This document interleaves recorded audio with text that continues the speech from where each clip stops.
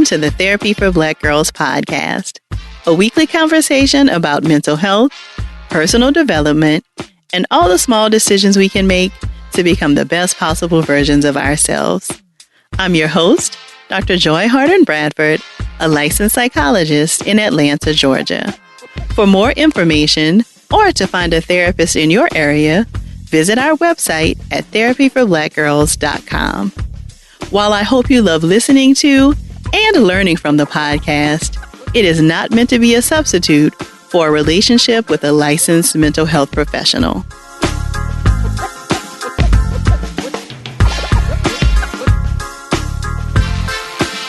Hey y'all, thanks so much for joining me for session 269 of the Therapy for Black Girls podcast. We'll get right into the conversation after a word from our sponsors.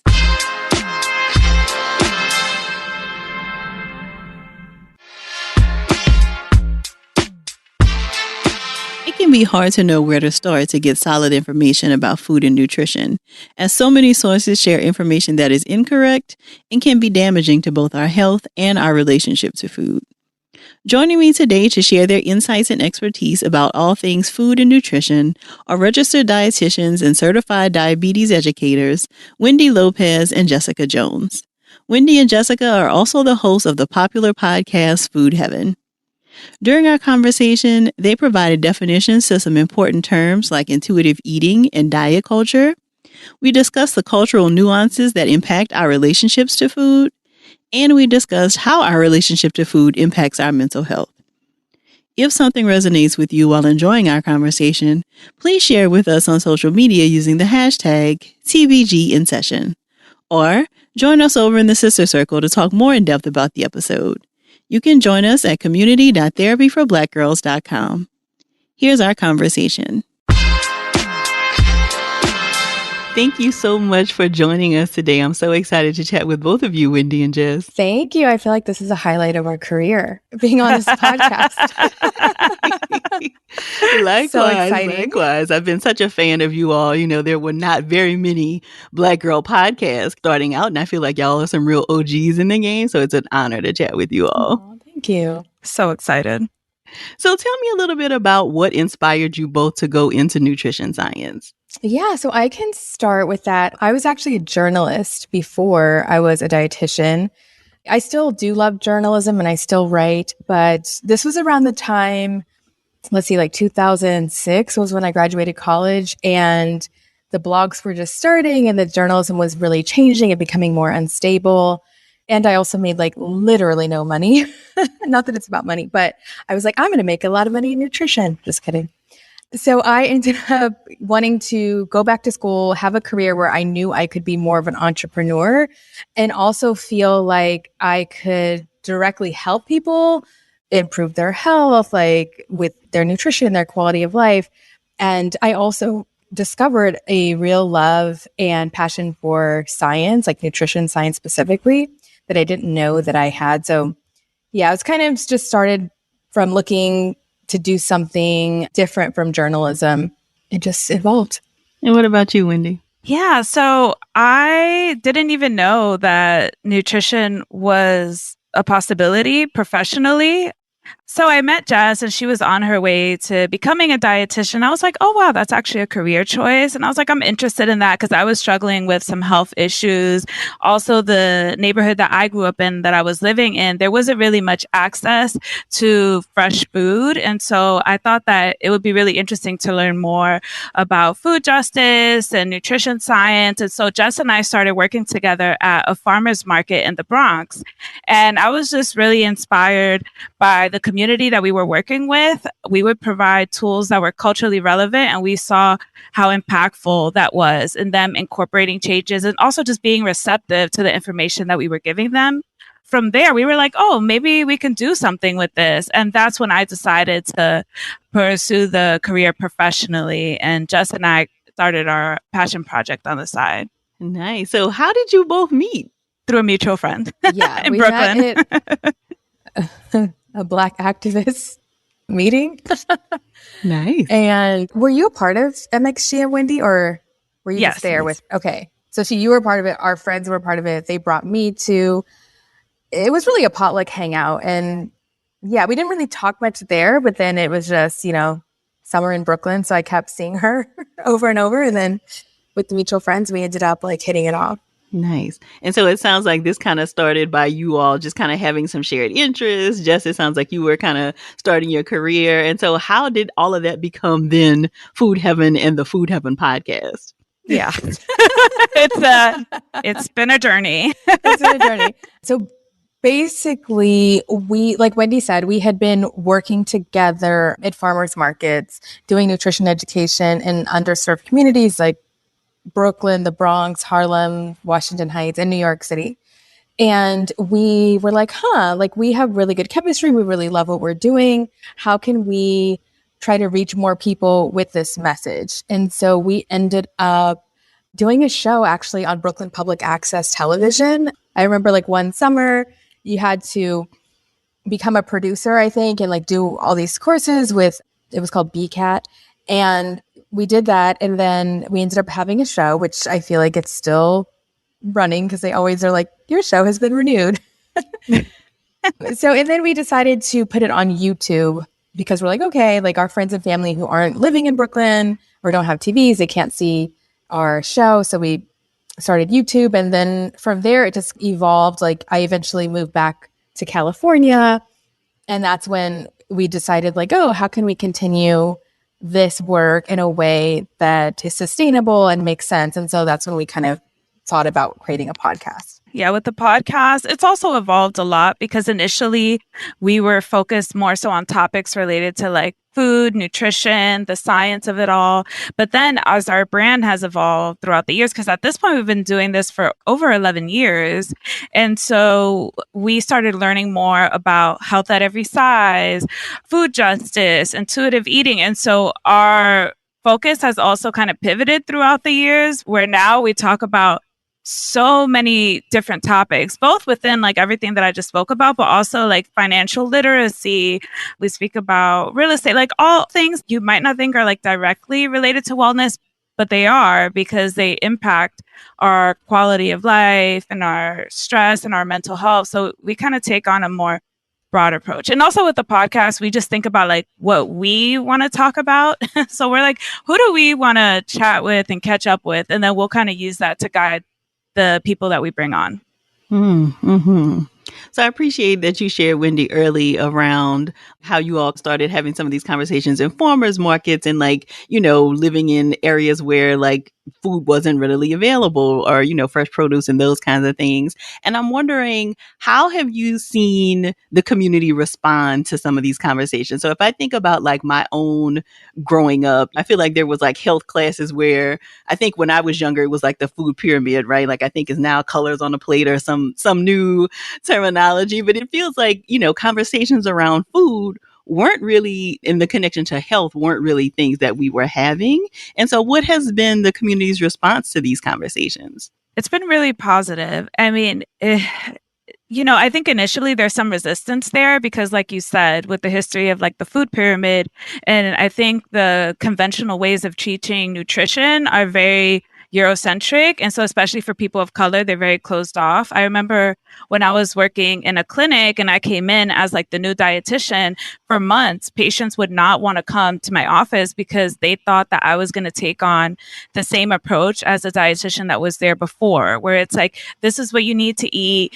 You got to take out all your cultural foods and essentially like making them feel like they're a bad person for their food choices. Yeah, just using like morale as a central thing, and people would be very put off by it. And so it took some time to kind of get them to warm up to me.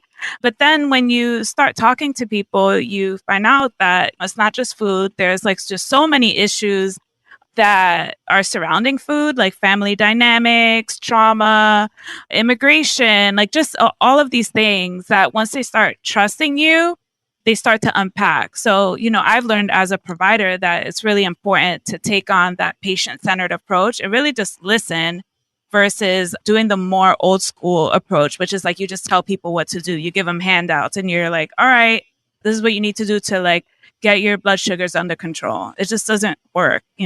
So can you give us like a 101 version of like how we can begin to start thinking more expansively around like nutrition, and how do we break some of those kind of old cycles we may have fallen into? Yeah, I mean, I think number one is just understanding that nutrition and your relationship with nutrition and what works for you is going to be different for everybody.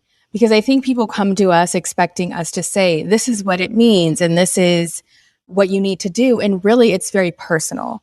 So that's number one, understanding that. The second thing is understanding that nutrition is flexible, right? So a healthy diet is flexible. That's like one of my favorite lines that I've heard another dietitian say, because many people think that a healthy diet means like rigidity and you eat certain foods some days of the week. And then on the weekends, you have cheat days. And like that would not be a definition of a healthy diet to me. I also think it's important to, before we even focus on, what we call an intuitive eating, gentle nutrition, it's important to focus on your relationship with food, right? Like, so if you're somebody who is noticing that you're restricting during the week, like I said, and binging on the weekends, or you have a lot of foods that are off limits, or I was watching a video the other day where people were like, quote, eating healthy. And I was looking at the meal that they were eating and I was like, wait, they don't realize that like this would not constitute as a full meal to me as a dietitian, because like essentially you're just sauteing vegetables, right? So just understanding that we need variety, flexibility is important, and having that healthy relationship.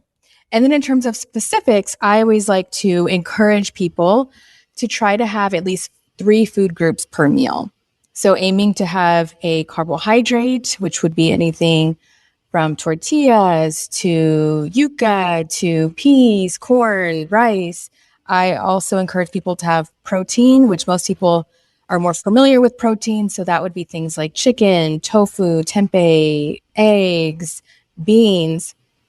And then having a fat and or a fruit or vegetable, right? So fats can be cheese, it can be avocado, olive oil, nuts, seeds, and then fruits and vegetables, broccoli, cauliflower, carrots. And so if we can have a balance of all of those things on our plate, or at least 3, I feel like you're doing great.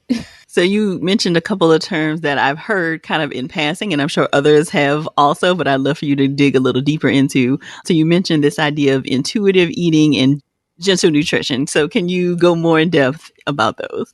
Absolutely. So intuitive eating is a concept that was popularized by 2 registered dietitians. I think their book came out in like 1995, the first edition.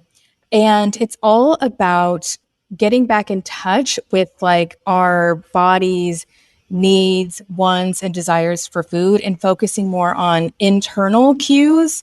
What does your body feel like eating? Many of us will naturally crave certain foods, right? Like, for example, for me, I know that when I'm hot and maybe a little dehydrated, I crave fruit, especially like during the summer. I'm always craving watermelon, and that like really hits the spot for me.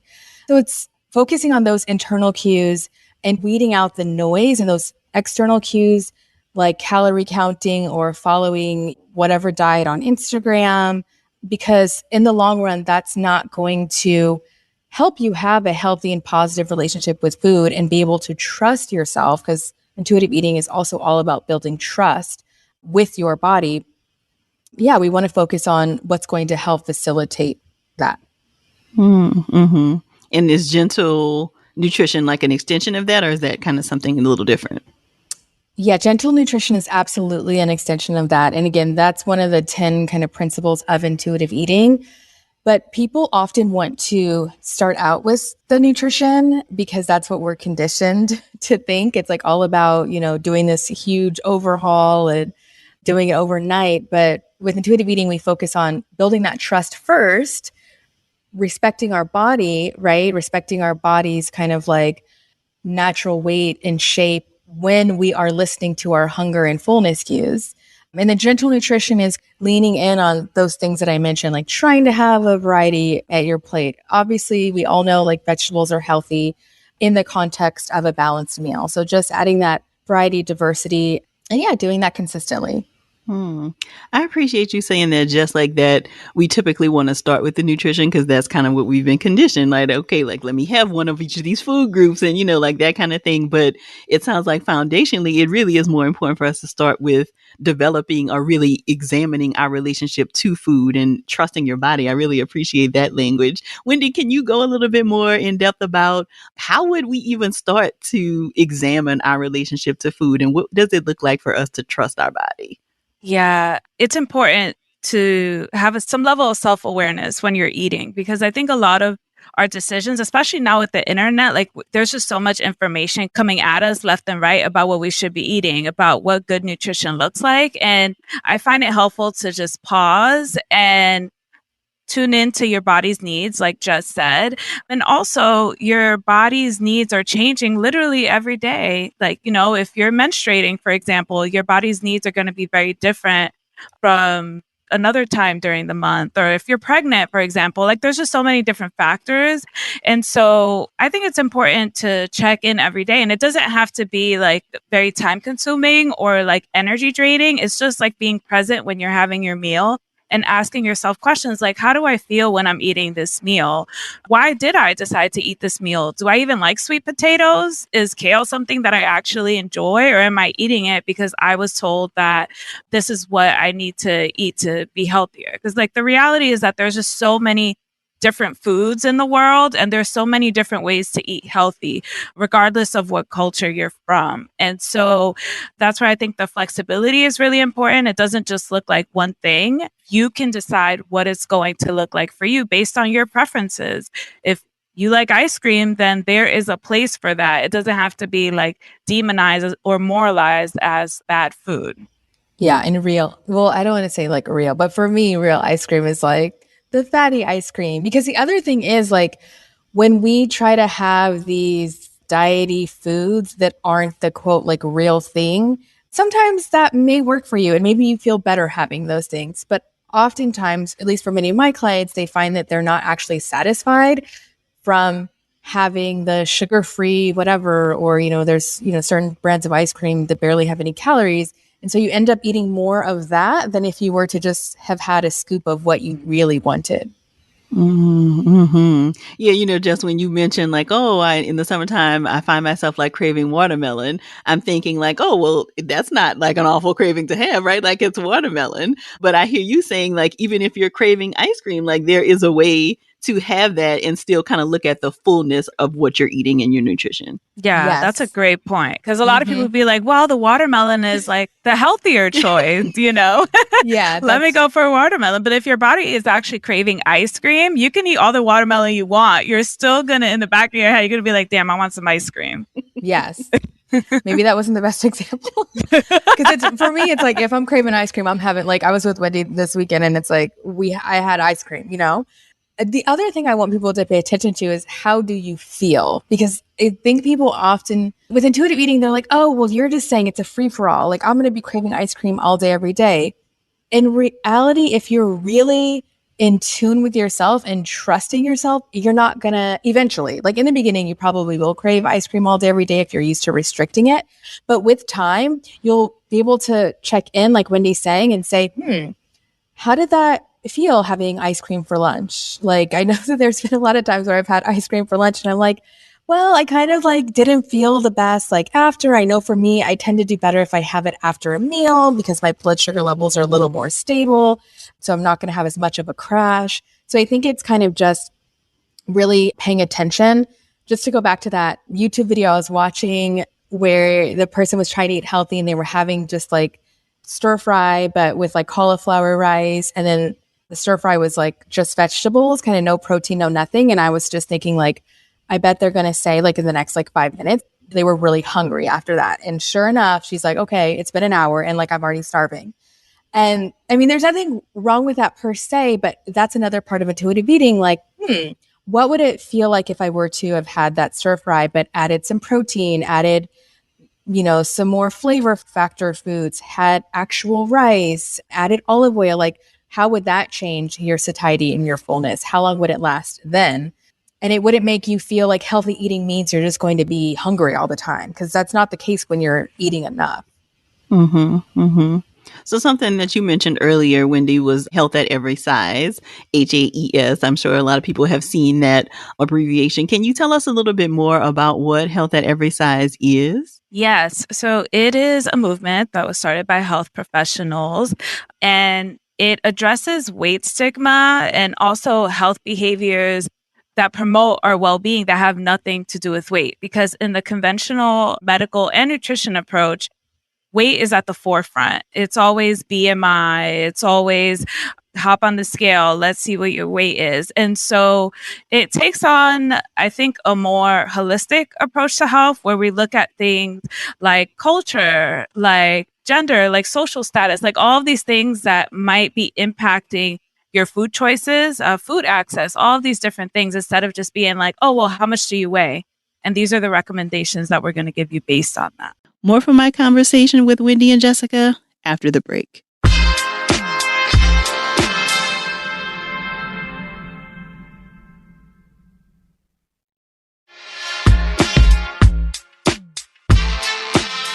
And so what would you say to critics? Because I have seen a lot of people criticize this, like, oh, are you just buying into these ideas that, everything goes and feeding into this unhealthy behavior, so to speak? What would you say to like critics of it? Yes. And I would say actually in the Black community, there's a lot of critics because there's also this issue with food access, which is a very delicate conversation. There's not a lot of access to fresh fruits and vegetables in the hood. So it becomes really tricky because then it's like, oh, well, what are you saying? Like people should be eating McDonald's. Like that's what the systems that are in place want us to do.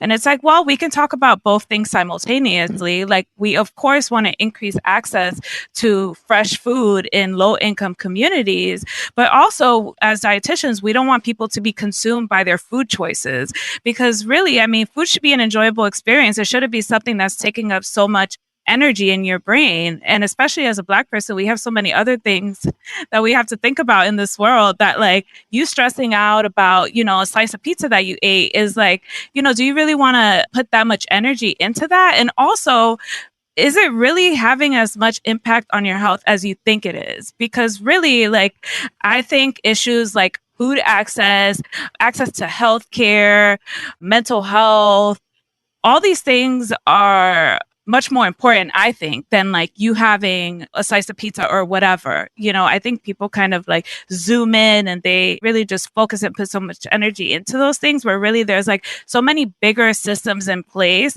that impact our health and our well-being. Yeah. And just to follow up with that, health at every size or HAES isn't saying that everybody should just engage in quote unhealthy behaviors. Like it's literally the pursuit of health, but like Wendy said, with the social justice lens. So the HAES principles promote health equality, support ending weight discrimination, and improve access to quality healthcare regardless of size. So the principles are just saying like we don't want to discriminate against people in larger bodies and they deserve access to health as well. I don't know how anybody could argue with that. And HAES is also saying kind of what Wendy's saying, like health isn't, or nutrition obviously isn't everything. We can't control everything about our health. And let's focus on, for many of us, what we can try to control, which is behaviors. So behaviors are like moving every day. Behaviors are, like we mentioned, including gentle nutrition if you have access to that. Behaviors aren't weight loss. And studies show that if we lean in on these healthy behaviors, that we can mitigate some of the risk that might come from being in a larger body, and especially like people who are on both ends of the BMI. So like those both pose some health risk, but with HAES, we can try to mitigate that by focusing on behaviors. Got it. Yeah. Thank you. And also, I just wanted to say that if someone decides that they don't want to engage in any health promoting behaviors, then we also want to make sure to take on a compassionate approach because everyone is entitled to move in this world the way that they want when it comes to their health. It's their body. And I think that especially in the health space, there's a lot of shaming and a lot of assumptions, especially for people who are at a higher weight. Like, oh, well, if you did this, then you wouldn't have diabetes, for example, or like whatever. And that is just not, in my experience as a health professional, it's not effective. It doesn't do anything. It doesn't motivate people. And if someone is not trying to eat more vegetables, then that is their choice. Like they're not a bad person for doing that because they probably have a lot of other things going on in their life that are top of priority. Mm-hmm. Yeah, that's one of the things I have appreciated most about your platform is that it feels like you are able to have these very difficult conversations in a way that is very compassionate and sensitive, especially to the communities that you're working with. Can you talk a little bit about how we can discuss healthy eating without contributing to diet culture? First, it's important to learn all the different ways that diet culture shows up because it could be very like just in your face and it could also be very subtle. And so as a provider, I try to practice a lot of self-awareness because sometimes I'm projecting my own stuff too onto the conversations that I'm having or like the stuff that I'm putting out. And so it's nice having Jess as a business partner because we're able to bounce ideas off of each other and be like, wait a minute, that might come off the wrong way or that is coming from a place of diet culture. So it's really important, I think, to ask yourself like, okay, well, what does health look like for me? What are all the signs and signals that I've gotten from society that has informed my belief about health and well-being, about what I should look like? Where does that come from? Because there is a lot of problematic history there too, especially as it relates to Black people. And so I think once you start learning about those things, you just become more aware. And there's a lot of great books out there for people that want to learn more. On our website, we actually have a whole resource list of books that you can read up on, but intuitive eating is a great place to start. There's also anti-diet, body kindness, unapologetic eating, fearing the Black body. I love because it goes into like the history of, the BMI and, the racism behind it all. So I think that those are really great resources too. So, you both have already kind of alluded to some of this, and I feel like this is probably a whole separate episode, but I do want to get into some of it. So you mentioned, Jess, that you saw a video recently, and I know, y'all are both, on Instagram and paying attention to what is happening on places like Instagram, TikTok, YouTube.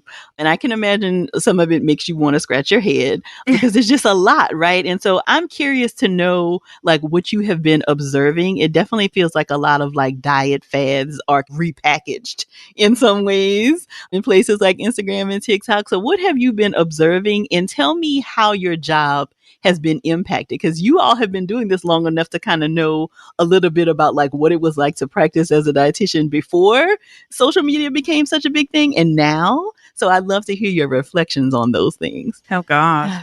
Yeah. I feel like social media can be, depends on how you curate it. It can be very toxic. And especially, I feel like even a couple years ago, you followed who you followed and that's the content that you got. But now I'm just getting all of these other suggestions. And sometimes the way that they integrate it, you don't know that it's a suggestion and you just think you're scrolling your feed and you're like, wait a minute, what do you mean you only eat one meal a day? And you're talking about the OMAD diet, or I'm seeing people fasting for long periods of time. And it all to me just feels very toxic. And it's unfortunate that now with social media, this message is kind of getting out to more people and people are forming communities around what I would consider eating disorders, or at the very least, disordered eating. So for that reason, I'm not on TikTok. I honestly don't. I just see the stuff that's on TikTok that they then post on Instagram.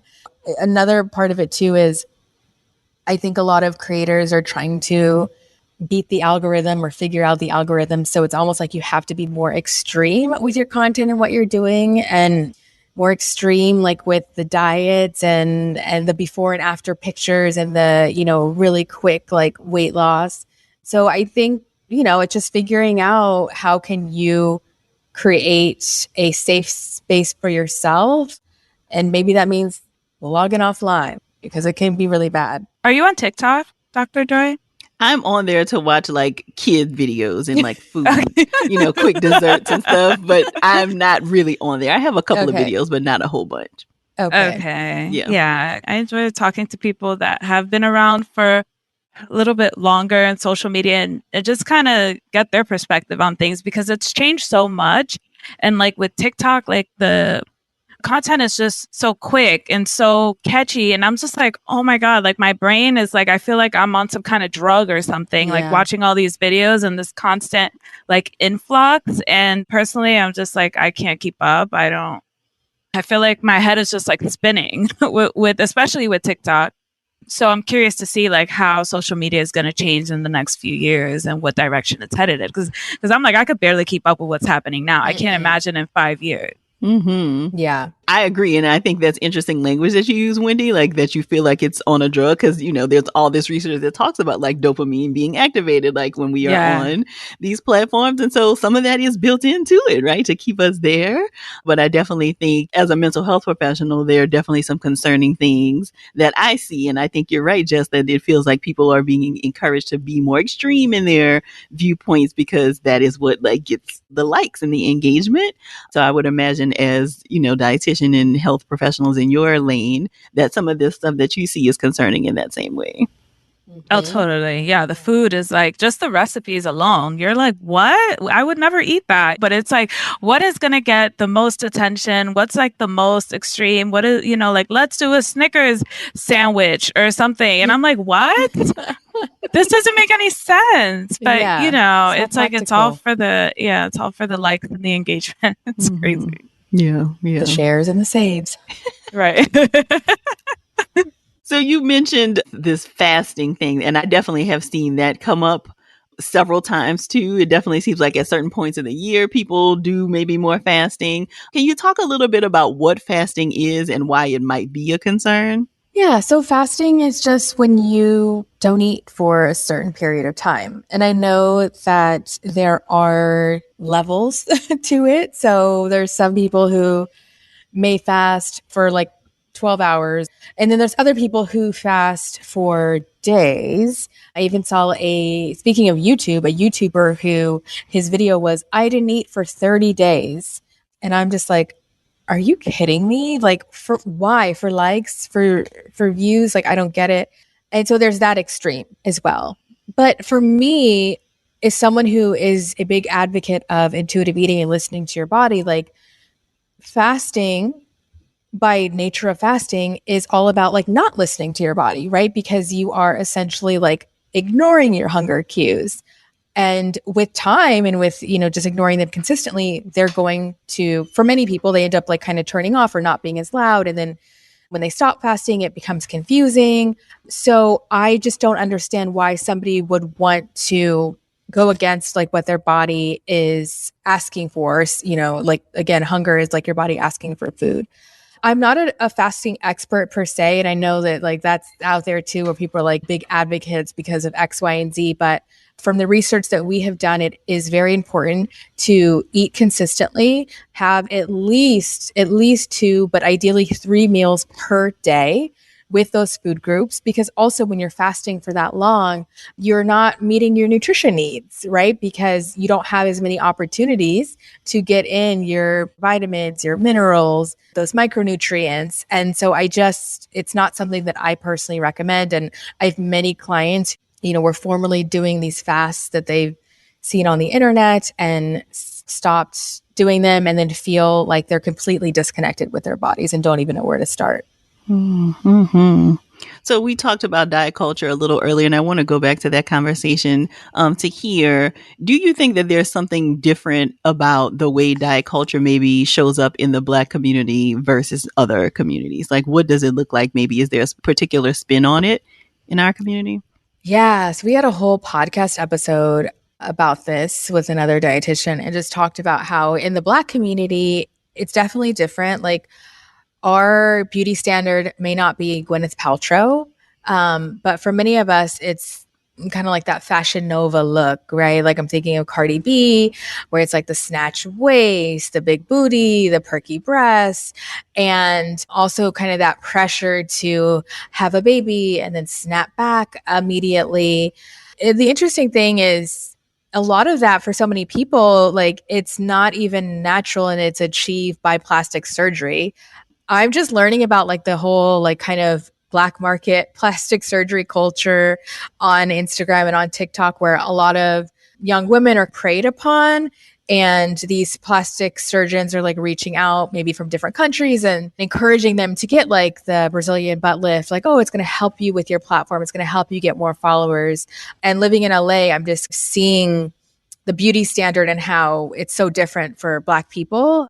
Also, just like the waist trainers and the flat tummy teas, the extreme restriction and thinking that healthy eating means that I need to cut out all these food groups and just eat vegetables and salmon or something like that. So it's definitely in the Black community, but I think the beauty standards are just a little bit different. Mm-hmm. Yeah, and they're still rooted in whiteness because it's like you want to control certain parts of your body to look more thin than others. And I think it goes back to bigger conversation about how we see Black beauty. Like that could go for skin tone, that could go for hair texture. And it's very similar with body shape. It's like, well, we don't accept all Black bodies. They have to look this kind of way. And it's like, it's impossible. Like, you know, most Black people just aren't going to look that way unless they're getting work done. And our bodies are constantly changing throughout life. So it's like, you're going to put so much effort into trying to achieve this body, and you're pretty much going against your own body to try to achieve this like beauty ideal. Mm-hmm. More from my conversation with Wendy and Jessica after the break.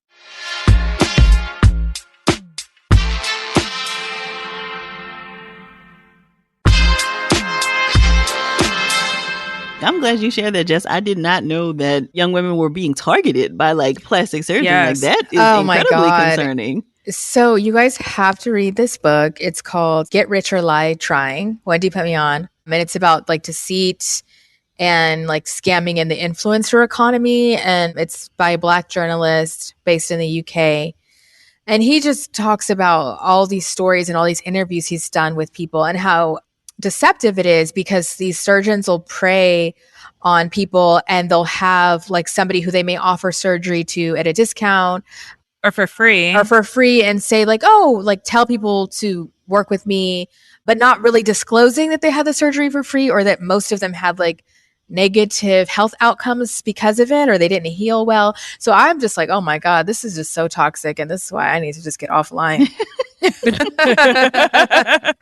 It's absolutely crazy. I was just sharing with Jess the other day that I was on Instagram and it was like one of those ads and it was for dimple surgery. And I was like, what is the world coming to? And apparently that's like a big thing now where you have women who are getting like dimples made on their face. And it's like a cosmetic surgery and it's put out as a sponsored post so that you can, you know, see it and engage with it. And there's a lot of people engaging with this content. It was like shocking to me. Wow. Yeah. Oh my God.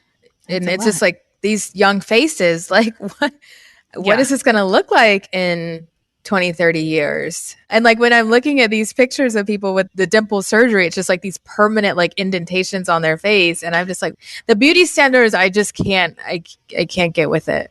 Yeah. And it feels like they rapidly change, right? You know, Yeah. so every year there's some new thing that we should be wanting on our bodies. Yeah. Right. Because when dimples are out, honey, you're stuck with those dimples. Yeah. Okay. It's a mess. It really is. So we've talked about this a little bit, but I would love to hear more from you about like how our relationship to food does impact our mental health. So I know that as dietitians, both of you probably have also worked with therapists as a part of like a treatment team for people who do have disordered eating concerns. And so can you talk a little bit about the mental health connection? Yeah, it goes back to what I was talking about, just like thinking about how much space food and nutrition occupies in your mind. And it can very easily turn into like an obsession with healthy eating, especially with kind of this diet culture that we're living in now and with social media the way that it is. And so that could go left when you start obsessing over food. It could end about your body, especially. It could impact so many things, your relationships with loved ones, your self-esteem, how you feel physically. And also the things that you're able to do in the world. Because, I mean, for some people, it's to the point where they can't even go out to eat with their friends because they're so concerned about, you know, what's going to be ordered at the table. They're going to have all this guilt afterwards. And so it impacts all aspects of someone's life. That's why I think it's really important to take on like a complex approach when talking about food and really get to the root of what's going on, because it's just so much happening at the same time and everyone's situation is different. So we have to like just take all those things into account. Mm-hmm. How might somebody know if there are some concerns where they may need to talk with a dietitian or a therapist about their relationship with food? Like, what kinds of things should they be on the lookout for? Thinking about food all the time. That's the first one. I have like a whole assessment where it's like you eat one meal and immediately you're thinking about the next meal. Do you feel like you have a lot of rules around food? I mentioned, some of them, like you don't eat more than this amount of calories, or you don't eat past 7 p.m. What happens when you're hungry after 7 p.m.? Like, does that cause stress for you? Do you feel like you're obsessing about your body or your weight, and like that's kind of getting in the way of your quality of life? Or even for many of my clients and people in general, like not wanting to see people or see friends, or, oh, I'm actually not going to be in your wedding because I don't really like how I'm going to look in the dress. And so, yeah, those are just a couple of things to start with asking yourself. But I always recommend people do a consult, like with a dietitian or even with a therapist, just to kind of explore that relationship further. Because I know dietitians, especially with like relationship with food, like if you're having a dietitian who specializes in this, like they're going to be able to kind of quickly point out behaviors that may indicate that there is some kind of disconnect there. Mm-hmm, mm-hmm. And is there a HAES like directory? Because I think, to your point earlier, Wendy, we want to avoid working with dietitians who are going to shame you or make you feel bad about it or not like take in the totality of your experience. So can we look for like people who have like a HAES certification? Like how would we be able to find a dietitian that will, approach things in the way that will be most helpful? Yes. So there is a HAES resource where you can find providers, not just dietitians, but even physicians and other healthcare providers. So the website is asdah.org, and I can share that with you, but it's the Association for Size Diversity in Health. And for dietitians generally, I mean, if you just Google, health at every size dietitian and someone who's local to you, I'm sure that there will be options that'll come up. But intuitive eating dietitians, health at every size dietitians are usually very outspoken about their approach. And so there's no questioning. Like usually they're kind of front and center. They're like, this is my approach. Yeah. I would recommend if you're looking for a dietitian to go on their about page. And usually there they'll talk about what their approach is. Like if their focus is more like digestive health, do they take on a health at every size approach with digestive health? They're usually very specific with kind of like what they do. And so just kind of go on their about page. Mm-hmm. And I have a really great resource that even goes beyond that for Black and Brown people. Whitney Trotter, who's a dietitian, her handle is at whitneytrotter.rd on Instagram. She compiled a BIPOC eating disorder provider list, and it's a Google spreadsheet of dietitians on one page, therapists on the other. And you can look and see what their race, ethnicity is, other identities, like if someone identifies as queer or fat or whatever, and you would feel more comfortable working with that person. And then you could see like, what do they focus on? So it's like, is it eating disorder? Is it disordered eating? Is it intuitive eating? Many of them focus on all three of those things. So yeah, this is an amazing resource. I'm so happy that she put this together. Thank you for that. We'll definitely include that in the show notes. So Jess, another question for you. So we've definitely seen an increase in Black vegans, right? So people who are wanting to, live and appreciate a more plant-based lifestyle. Where does someone get started if they are thinking that they want to have a more plant-based lifestyle? So the first thing that they should do is some reflection and ask yourself, why? Why do I want to have a more plant-based lifestyle, or vegan in particular? Is it because I feel like I need to be healthy?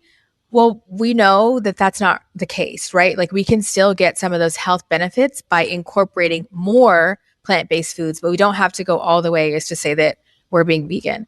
So I think just asking what is the motive for many people, and I 100% respect this, and I feel conflicted myself with animal rights and animal cruelty. I think that that's a motivation that's like very valid when it comes to going vegan. There might be some people who may just feel better, like if they're really listening to their body and they're being honest, like maybe they feel better eating vegan. There's a lot of people who don't, though, where it's like they feel worse and they're like, I need meat and I feel better when I have meat.